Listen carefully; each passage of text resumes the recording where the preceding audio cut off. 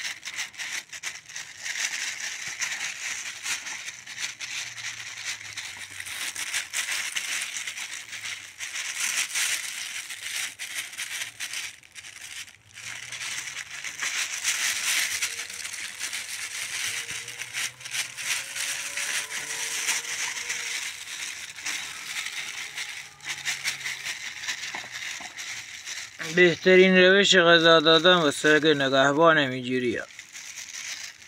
چون بعضی ها میگن برای چی مثلا حیوانی رو بستی با زنجیر و اینا، آزادش کن تو پیاما و اینا.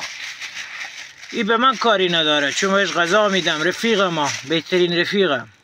ولی بازش کنم با بقیه رفیق نیست، بقیه رو تیکه پاره میکنم. برای زنجیر انداختم گردنش، چون این داشمون یه خورده عصبیه، یه خورده با کسی شوخی نداره. مرا همی زنجیر انداختم گردنش. گفتم به اونای رفیقایی که فکر میکنن مثلا زنجیر انداختم گردنی حیوانی نو باعث وانازاری و از آزار اذیت حیوان میشم، نه.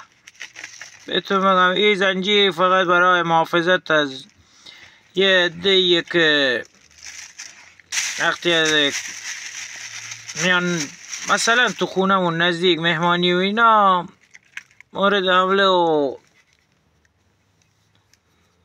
زخم و زیلی شدنشون نشه از طرف ای بهترین رفیق من. واقعا بهترین رفیقم.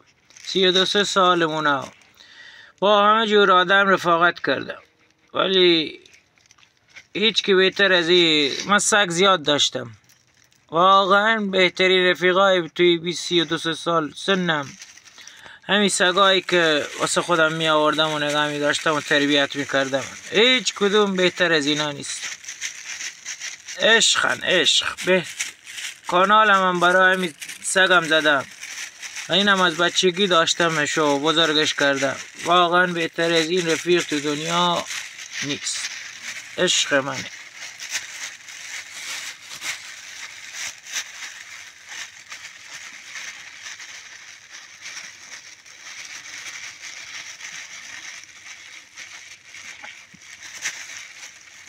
حالا باشه، چند شب دیگه میام اینجا کنارش اگه بشه یه لایو برگزار میکنم.